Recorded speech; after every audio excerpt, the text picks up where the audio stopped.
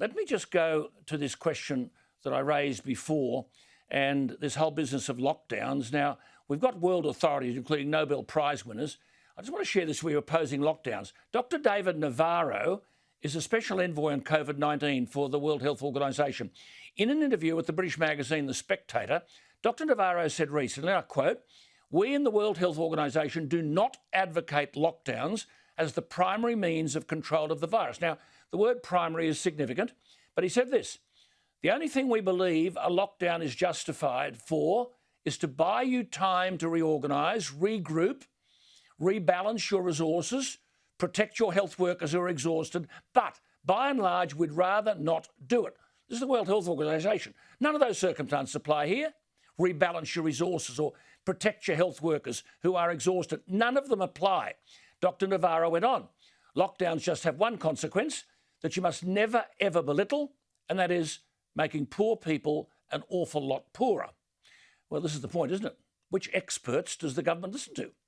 And they should be punished for denying those whom they make to suffer all the facts about which they are doing. The story today out of Singapore acknowledges that Singapore has been one of the world's most successful in combating COVID-19 and, quote, "It will soon fundamentally change how it manages the pandemic." The city-state of Singapore, it says, has stated that COVID will be treated like other endemic diseases such as flu. It said there'll be no goals of zero transmission, quarantine will be dumped for travellers, and close contact of cases will not have to isolate. It also plans, the story says, to no longer announce daily case numbers. Oh, thank God for that. Senior Singaporean ministers have said it is the, quote, "new normal" and, quote, "living with COVID."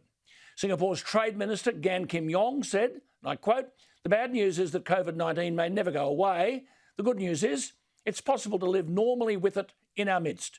The Health Minister, Hong Yi Kung, said, "It means that the virus will continue to mutate and thereby survive in our community," unquote. Now, Singapore City is 5.7 million people, slightly larger than Greater Sydney. It's had a steady undercurrent of 20 to 30 cases every day.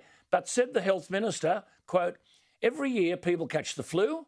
The overwhelming majority recover without needing to be hospitalised and with little or no medication. But a minority," he said, "especially the elderly and those with comorbidities, can get very ill and some succumb. We can't eradicate it, but we can turn the pandemic into something much less threatening like influenza or chickenpox and get on with our lives," unquote. It's clear that Singapore is being run by smarter people than those here who pretend to be looking after our well-being. The reality is they're sowing the seeds to destroy it.